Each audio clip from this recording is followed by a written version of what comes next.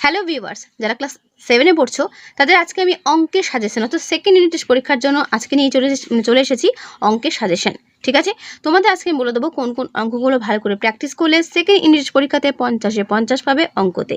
তাই আর দেরি না করে তোমরা প্রত্যেকে কিন্তু বই খুলে বসে পড়ো এবং যে সমস্ত অঙ্কগুলো আমি বলবো এগুলো ভালো করে স্টার্ট দিয়ে রাখো, কারণ এই অঙ্কগুলো প্র্যাকটিস করলে তোমরা প্রত্যেকটা অঙ্কই কমন পেয়ে যাবে। ঠিক আছে, তো দেখো কোথা থেকে তোমাদের শুরু হচ্ছে 8 নম্বর অধ্যায় থেকে ত্রিভুজ অঙ্কন। এখান থেকে তোমাদের পরীক্ষা শুরু হচ্ছে, তো হবে তোমাদের 17 নম্বর অধ্যায় পর্যন্ত, আয়তক্ষেত্র ও বর্গক্ষেত্রের ক্ষেত্রফল পর্যন্ত। ঠিক আছে, যদি কারো কোনো স্কুলে এর থেকেও বেশি থাকে তো অবশ্যই আমায় কমেন্টে জানাবে, আমি সেটাও তোমাদের আলাদা করে ভিডিও দিয়ে দেবো। ঠিক আছে, কিন্তু বেশিরভাগ স্কুলে কিন্তু এই 17 পর্যন্ত হবে, অর্থাৎ 8 থেকে 17তম অধ্যায় পর্যন্ত সেকেন্ড ইউনিট টেস্ট পরীক্ষাটি হবে। ঠিক আছে, তো দেখো কোন কোন অঙ্কগুলো করবে। চলে এসো 8 নম্বর অধ্যায় ত্রিভুজ অঙ্কন। প্রথম পাতাতে দেখো রয়েছে একের দাগের যে অঙ্কটা। এবার স্কেল, পেন্সিল ও কম্পাস দিয়ে নিখুঁতভাবে ত্রিভুজ আঁকার চেষ্টা করি। এইটা কিন্তু বাড়িতে প্র্যাকটিস করবে। ঠিক আছে, যেভাবে বলা আছে সেইভাবে প্র্যাকটিস করবে। ত্রিভুজ অঙ্কনের ক্ষেত্রে কিন্তু এটা ইম্পর্টেন্ট রয়েছে, প্র্যাকটিস করো। অনেক সময় কিন্তু এই উদাহরণের অঙ্ক থেকেও পরীক্ষাতে তুলে ধরে, তাই এটা ভেবে অনেকে কেউ স্কিপ করো না ব্যাপারটাকে। ঠিক আছে, সবাই কিন্তু প্র্যাকটিস করো। ওকে, এরপরে কোষে থেকে 8.1-এর 2-এরটা 4-এরটা করবে। ঠিক আছে, আমি যেগুলো বলছি সেগুলো মন দিয়ে করো, দেখবে পরীক্ষাতে এর মধ্যে কমন পেয়ে যাচ্ছ। ঠিক আছে, এরপর চলে এসো কোষে থেকে 8.2 1-এরটা 3-এরটা করবে। ঠিক আছে, যেগুলো রেড কালার দাগানো রয়েছে সেগুলোই করো। ওকে, এরপর চলে এসো কোষে থেকে 8.3 2-এরটা 3-এরটা। ঠিক আছে, করবে। কোষে দেখি 8.4 1 2 3 করবে। এরপর চলে এসো চ্যাপ্টার 9 সর্বসমতার ধারণা। Very very important chapter. এই চ্যাপ্টারের প্রথম পাতাতে যেগুলো রয়েছে এই সর্বসমতার ধারণার যে শর্তগুলো, এই শর্তগুলো ভালো করে পড়বে। এই যে রয়েছে 1 2 3 এবং 4, এই 4টি শর্ত যেগুলো তোমাদের দেখাতে পাচ্ছি আমি দাগিয়েছি, এই 4টি শর্ত তোমাদের পড়তে হবে, কারণ এখান থেকে কিন্তু শর্ট কোয়েশ্চেন থাকবে। প্রত্যেককে বলছি এই সর্বসমতার ধারণাটা কিন্তু ভালো করে পড়বে প্রত্যেকেই। ঠিক আছে, কি কি শর্ততে সর্বসমতা হয় সেটা কিন্তু প্রত্যেকেই পড়তে হবে। ঠিক আছে, আর সর্বসমতা ধর্ম বলতে কি বোঝো তার সংজ্ঞা তার নিচেই রয়েছে, তাই এটা করবে। কি কি ত্রিভুজের সর্বসমতার শর্ত, এই শর্ত 3টে বা 4টে যেটা রয়েছে সেটা কিন্তু মনে রাখবে। ওকে, এই ফার্স্ট পেজটা কিন্তু খুবই গুরুত্বপূর্ণ, তাই প্রত্যেকে কিন্তু এই পেজটা মনে করা কোশ্চেন আনসার হিসেবে পড়তে আরম্ভ করে দাও। ঠিক আছে, কোষে দেখি 9-এর 1-এরটা 2-এরটা করবে, আর যেটা প্রথম পাতা দেখালাম ওইটা করবে, তাহলে কোষে দেখি 9 তোমাদের কমপ্লিট। ঠিক আছে, এরপর চলে এসো চ্যাপ্টার 10 আসন্ন মান। আসন্ন মান বলতে বোঝানো হয় যে একটা মোটামুটি সম্পূর্ণ সংখ্যা ধরে নেওয়া হয়। দশমিক থাকলেই তো সেক্ষেত্রে আমরা আসন্ন মান ব্যবহার করি, কি তাই তো? যখন আমরা 13.5 বা 14.5 এরকম কোথাও কোনো নাম্বার পেয়ে থাকি তখন আমরা মোটামুটি সেটাকে 14.5টাকে 15 ধরে নিই, তাই না? বা 14.37 যদি থাকে সেটাকে 14.40 করে নিই, এরকম আমরা করি। আসন্ন মানটা ঠিক দশমিক থাকলেই কিন্তু এটা আমরা বেশিরভাগ করে থাকি। দশমিকের পর যদি 5 বা 5-এর বেশি সংখ্যা থাকে তো তার আগের সংখ্যাটাকে 1 ঘর বাড়ানো হয়। তো আসন্ন মান বলতে কি বোঝো সেটা ভালো করে দেখবে। ঠিক আছে, তারপরে দেখো রয়েছে আসন্ন মানের যে চিহ্ন সেটি কিন্তু পরীক্ষাতে আসে, সেই চিহ্নটা মনে রাখবে। এই যে সমান সমান ঠিক না, সমান সমানের মতনই একটু এস এর মতো বাঁকানো রয়েছে। ঠিক আছে, এইটাকে বলা হয় আসন্ন মান, বা যার অর্থ প্রায় সমান। প্রায় সমান, পুরোপুরি না, প্রায় সমান। ঠিক আছে, তার আগে তোমাদের বলবোই বস 4টা ফলো করো। দেখো এখানে রয়েছে 150.3 সেমি, আসন্ন মানে সে লিখবে কত 150। কেন 150 নিল, কেন 151 নিল না, তার কারণ বলে রাখি, দশমিকের পরে কিন্তু 5 অথবা 5-এর বেশি নেই। আবারও বলছি, দশমিকের পরে যদি 5 অথবা 5-এর বেশি থাকে তাহলে তার আগের সংখ্যাটা 1 ঘর বেড়ে যায়। ঠিক সেটা তার পরেরটা দেখলে বুঝতে পারবে। 152.7 সেমি রয়েছে, এখানে কিন্তু 5-এর বেশি রয়েছে, তাই এখানে কি হয়েছে 153 ধরেছে। আশা করি প্রত্যেকেই বুঝতে পারছো। তাই এই আসন্ন মান চ্যাপ্টারটা খুবই সহজ, প্রত্যেকেই কিন্তু এই 4টা ফলো করবে, তাহলে আরো ভালো বুঝতে পারবে। ঠিক আছে, তাহলে এই পাতা আমি কি বললাম, আসন্ন মান কি, আসন্ন মানের চিহ্ন কি, আর আসন্ন মান বলতে কি বোঝায়। তার পরের পাতায় পাতা নম্বর 130-এ 3 আর 4-এর উদাহরণের অঙ্কটা করবে। ঠিক আছে, দেখো বলেছে এই সংখ্যাটির দশমিক স্থান পর্যন্ত আসন্ন মান 1 দশমিক, দশমিক নয় 1 দশমিক স্থান পর্যন্ত আসন্ন মান। দশমিকের পরের ঘরটাকে বলা হয় 1 দশমিক। ঠিক আছে, বুঝতে পারছি, করবে। ঠিক আছে, তাহলে এখানে 1 দশমিক কোনটা আছে 2টা যদি আমি করে 2 এর পরের সংখ্যাটা ফলো করব, দেখো তারপরে রয়েছে 5, তাই 2টা কি হয়ে গেল 3 হয়ে গেল। বুঝতে পারছো, এইভাবে করতে হয়। ঠিক আছে, কোষে থেকে 10-এর ওপরের ঠিক দেখা রয়েছে মূল সংখ্যা দশক স্থান পর্যন্ত, এই যে 4টা দেখতে হচ্ছে এই 4টা করবে। ঠিক আছে, তারপর দেখো দশমিক কোষে থেকে 10-এর 1-এরটা করবে, আর নিচে চলে এসো 4-এরটা করবে। ঠিক আছে। তার পরের পাতাতে চার্টের মধ্যে এই দুটো সংখ্যাটা করে রাখবে প্র্যাকটিস। আর 6 দাগের 1-1টা 2-1টা করবে, 7 দাগের এই সংখ্যাটা প্র্যাকটিস করে রাখবে যে লক্ষ্যে আসল মান কত হবে, এরকমই পরীক্ষাতে তোমাদের দেবে। ঠিক আছে। আর শর্ট কোশ্চেনের জন্য 8 দাগের পুরোটাই করবে। ওকে। আসন্ন মানের ব্যবহারিক প্রয়োগের ক্ষেত্রে এই 8 দাগের 1 2 3 4 সবকটাই কিন্তু করতে হবে। দেখো তোমাদের 50-এ পরীক্ষা হবে, আবারও বলছি 50-এ পরীক্ষা হবে, সেখানে কিন্তু শর্ট কোশ্চেন থাকবে প্রায় 10 নম্বরের মতো। তাই 10 নম্বর তো তোমাদের প্রত্যেকের পেতেই হবে, তাই না? তো তাহলে তো 50-এ 50 পাবে না। তাই প্রত্যেকে বলবো যেগুলো আমি বলছি মন দিয়ে কিন্তু করো। ঠিক আছে, এখন থেকেই প্র্যাকটিস করো, তাহলে প্রত্যেকেই রেডি থাকবে। ঠিক আছে। এর পরের অধ্যায়ে 11তম ভগ্নাংশের বর্গমূল, ভেরি ভেরি ইম্পর্টেন্ট।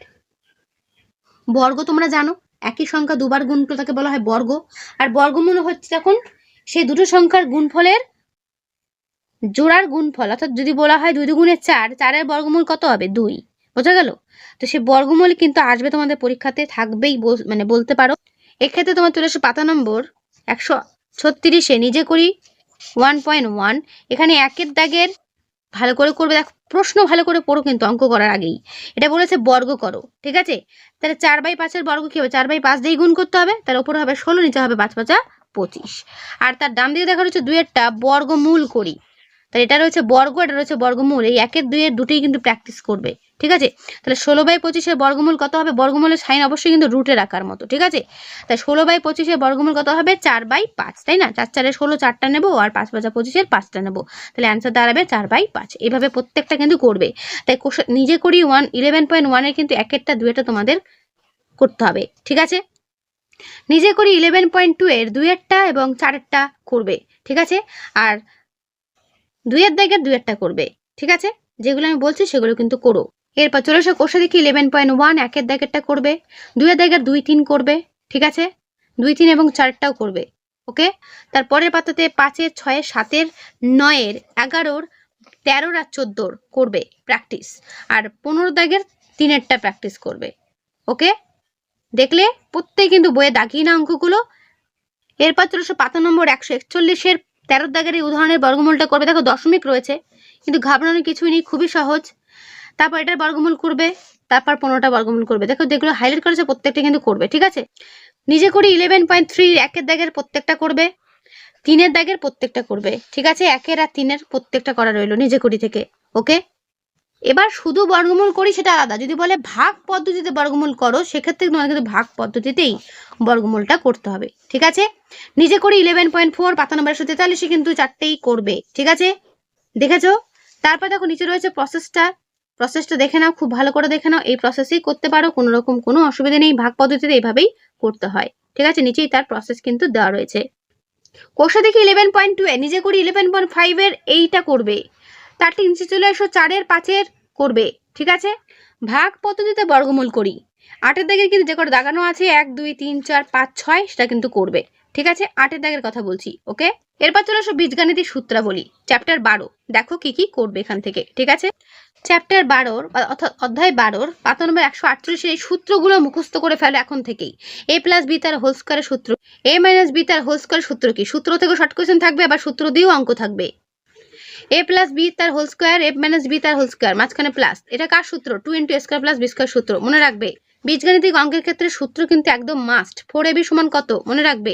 ab সমান কি সূত্র? মনে রাখবে। এই সূত্র কটা খাতায় এক জায়গায় লিখে এখনই দেয়ালে চিপকে দাও এবং প্রতিদিন মুখস্থ করতে শুরু করে দাও। না হলে কিন্তু অঙ্ক করতে পারবে না, বিশেষ করে বীজগণিত অঙ্ক একটাও করতে পারবে না। আবার এখান থেকে তোমাদের কিন্তু শর্ট কোশ্চেন দেওয়া থাকবে, তাই প্রত্যেককে আমি সিরিয়াসলি বলছি, দেখা মাত্রই করতে আরম্ভ করে দিও কি। ঠিক আছে। আর এটা করবে পাতা নম্বর 152-তে a+b + c তার হোল স্কয়ার সূত্র কি? a² + b² + c² + 2ab + 2bc + 2ca। ঠিক আছে। এই সূত্রটাও মনে রাখবে। ওকে।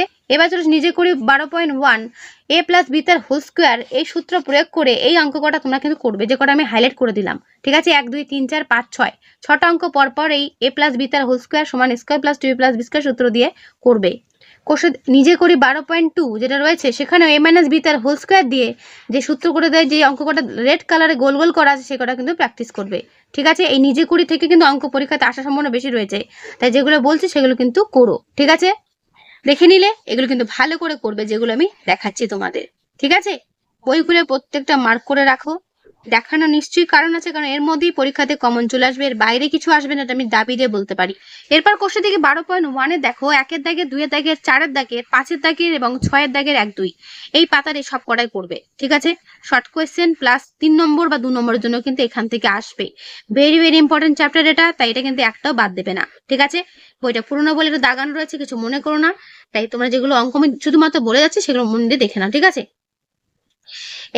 এর শর্ট কোশ্চেনের মধ্যে পড়ে যায়, তো ওগুলো ক্যালকুলেশন করে অঙ্ক করে করতে হয়। ঠিক আছে, সেভাবে করে নেবে তোমরা। যদি কোনো সময় কোনো অঙ্ক আটকায় অবশ্যই আমার কমেন্টে জানিও।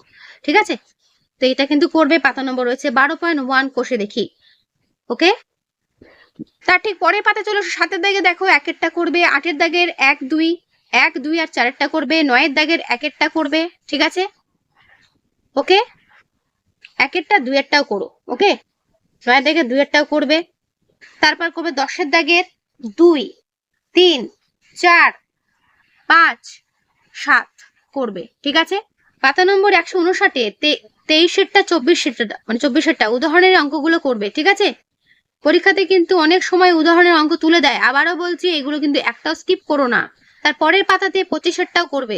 এবার চলো সে কোষে দেখি 12.2 এর কোনটা করবে, 1-এরটা 2-এরটা। ঠিক আছে, 2-এর দাগের 1, 3, 4, 8 করবে। 3-এর দাগে দেখে না ভালো করে, 1-এরটা 2-এরটা 3-এরটা 4-এরটা। ঠিক আছে, আর করবে 6-এরটা। ওকে, তারপরের পাতাতে দেখো রয়েছে 7-এরটা 8-এরটা 9-এরটা 11-টা 13-টা 14-টা আর 16-টা। ঠিক আছে, করবে। এরপর চলে এসে কোষে দেখি 12.3 দেখো 1-এর দাগের 2, 3, 5, 2-এর দাগের 1-এরটা, 3-এর দাগের 1-এরটা 2-এরটা 3-এরটা 4-এরটা। ঠিক তার নিচে চলে এসো 5-এর দাগে দেখো কোনটা রয়েছে, 4-এর দাগে 3-এরটা করবে, 5-এর দাগের 1, 2, 3, 4 4টেই করবে, 6-এর দাগের করার দরকার নেই, 7-এর দাগেটা চলে এসো করবে, তার ঠিক নিচে চলে এসো 12টা করবে। ঠিক আছে, যেগুলো আমি বলছি প্রত্যেকটা ভালো করে করো কিন্তু। ওকে, 9-এরটাও কিন্তু করো। ঠিক আছে, এরপর 13তম অধ্যায় সমান্তরাল সরলরেখা ও ছেদকের ধারণা। দেখো কি কি করবে। এই অধ্যায়ে প্রথমে পড়বে বিপরীত কোণ কাকে বলে। তোমাদের বিপরীত কোণ ধারণা দিয়েছি। ঠিক আছে, যদি তোমাদের কারো দরকার পড়ে থাকে বিপরীত কোণ কি, তোমরা কিন্তু অবশ্যই দেখে নিতে পারো। আমি কিন্তু এটা পড়িয়েছি ক্লাস 7-এর প্লেলিস্ট ফলো করো, সেখানে কিন্তু দেখবে আমি মানে বিপরীত কোণ সম্পর্কে ধারণা দিয়ে দিয়েছি, যেখানে রয়েছে। ঠিক আছে, আর এটা যদি না বুঝে থাকো তো আমাকে অনেকে মানে যারা যারা বোঝোনি তারা কিন্তু অবশ্যই কমেন্টে জানিও। আমি এই চ্যাপ্টারে একটা ভিডিও তোমাদের করে আমি আলাদা করে দেখিয়ে দেবো যে এই সমান্তরাল সরলরেখা ছেদকের ধারণা জিনিসটা কি। ঠিক আছে, শুধুমাত্র এখন দেখে না এখানে কি কি পড়বে। ছেদক বা ভেদক বলতে কি বোঝো পড়বে। ঠিক আছে, অন্তস্থ কোণ ও বহিস্থ কোণ কি দেখবে। যদি শর্টকাটে বলতে চাই সেক্ষেত্রে এরকম দুটো সরলরেখা যদি এরকম একটা বাহু দ্বারা ছেদ করা হয় সেক্ষেত্রে কোনটা বিপরীত কোণ। এটা হচ্ছে পরস্পর বিপরীত, এটা পরস্পর বিপরীত। আবার এইটা পরস্পর বিপরীত, এইটা পরস্পর বিপরীত। বোঝাতে পারছি? এক ঝলক তোমাদের আমি জাস্ট একটুখানি বলে দিচ্ছি। অন্তস্থ কোণ হচ্ছে ভেতরে কোণগুলো, মানে এইটা আর এইটা আর এটা, এগুলো হচ্ছে অন্তস্থ কোণ। আর বহিস্থ হচ্ছে তার উল্টোটা, বাইরের গুলো। এটা আর এটা হচ্ছে বহিস্থ কোণ। বোঝা গেল? একান্তর কোণ কোনগুলো, এইটার একান্তর এইটা, মানে জেড হিসেবে যদি ধরো এটাকে, এইটার একান্তর এইটা আর এইটার একান্তর এইটা। বোঝা গেল? তাহলে এই হচ্ছে তোমাদের ধারণা, বিপরীত কোণ, অন্তস্থ কোণ, বহিস্থ কোণ। ঠিক আছে, আর অনুরূপ কোণ কোনগুলো হচ্ছে এইটা, এই কোণটা অর্থাৎ যেটা 1 লেখা রয়েছে আর যেটা 5 লেখা রয়েছে একই মান, মানে একই মান হবে। ঠিক আছে, কোণের মানটা কিন্তু সেম হবে, তো এটা হচ্ছে পরস্পর অনুরূপ। আবার এই 4 নম্বর আর এই 8 নম্বর এই দুটো কিন্তু পরস্পর অনুরূপ। অনুরূপ বলতে একই রকম। বুঝতে পারছি? এখন তোমাকে আমি হালকাভাবে একটু বুঝিয়ে দিলাম। যারা বুঝতে পারলে ভালো কথা, না পারলে আমাকে কমেন্টে জানিও, আলাদা করে একটা ভিডিওতে এটা আমি আলাদা করে পড়িয়ে দেবো বা বুঝিয়ে দেবো। ঠিক আছে, চিন্তার কোনো কারণ নেই। এখানে শুধু এই কটা তোমাদের পড়তে হবে যে অনুরূপ কোণ কোনটা, একান্তর কোণ কোনটা, এরকম একটা ছবি দিয়ে তোমাদের জিজ্ঞাসা করবে এখানে একান্তর কোণের মান নির্ণয় করো বা অনুরূপ কোণ কোনগুলো, সেটাই তোমাদের প্রশ্নতে থাকবে। ঠিক আছে, চিন্তার কোনো কারণ নেই, যেটা আমি বললাম মনে রাখার চেষ্টা করো, তাহলেই হবে। এরপর চলো 14তম অধ্যায় ত্রিভুজের ধর্ম। ত্রিভুজের ধর্মটা কি এটা তোমাদের ভালো করে মনে রাখতে হবে। ঠিক আছে, তার জন্য তোমাদের ত্রিভুজের ক্ষেত্রফল সূত্রটা মনে রাখা দরকার। হাফ ইন্টু ভূমি ইন্টু উচ্চতা মনে রাখবে। কোষে দেখে 14 চলে এসো, একের দাগের সবকটা করবে তাহলেই হবে। এখান থেকে তোমাদের পরীক্ষাতে কমন চলে আসবে। ঠিক আছে, এই অধ্যায় থেকে কোষে দেখে 14 সবকটাই করবে। এবার চলে চ্যাপ্টার 15 সময় ও দূরত্ব। দেখো কি কি করবে এখান থেকে। গতিবেগ সমান সূত্রটা মনে রাখবে, এগুলো কাজে রাখবে। সময় সমান কি আর অতিক্রান্ত দূরত্ব সমান কি, এই সূত্র 3টে ভালো করে পড়বে। শর্ট কোয়েশ্চেনের জন্য ইম্পর্টেন্ট এবং অঙ্কগুলো কষার জন্য ইম্পর্টেন্ট।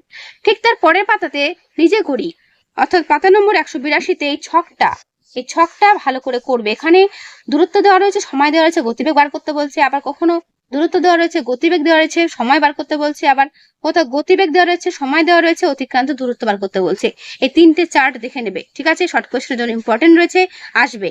কোশ্চেন দেখি 15 ক্ষেত্রে 1-এরটা করবে, 2-এরটা করবে, 3-এরটা, 4-এরটা, 6-এরটা করবে, 7-এরটা করবে, আর চলে এসো 9-এরটা করবে, ঠিক আছে? কোশ্চেন দেখি 15। ঠিক তার পরের পাতাতে 11, 12, 14 করবে আর 16টা করবে, ঠিক আছে? এরপর চলে এসো দ্বিস্তম্ভ লেখো, অর্থাৎ 16তম অধ্যায়। দেখো কি কি করবে। তো দেখো প্রথম প্রশ্ন এই যেখান থেকে আসবে, দ্বিস্তম্ভ লেখো কাকে বলা হয়? 190 পাতা নিচে থেকে এটা করবে, ঠিক আছে? শর্ট কোয়েশ্চেনের জন্য ইম্পর্টেন্ট, দ্বিস্তম্ভ লেখো কাকে বলা হয়, করবে। কোষে দেখি 16 2-এর দাগের স্তম্ভচিত্র করবে, 3-এর দাগের করবে। তোমাদের পরীক্ষাতে একটা গ্রাফ পেপার দেওয়া হবে, সেই গ্রাফ পেপারে তোমাদের কিন্তু এগুলো করতে হবে, ঠিক আছে? অঙ্কের খাতাটা মানে খাতায় অঙ্কটা করে গ্রাফ পেজে ছবিটা আঁকতে হবে, ঠিক আছে? তা 2, 3, 4, 6 প্র্যাকটিস করবে।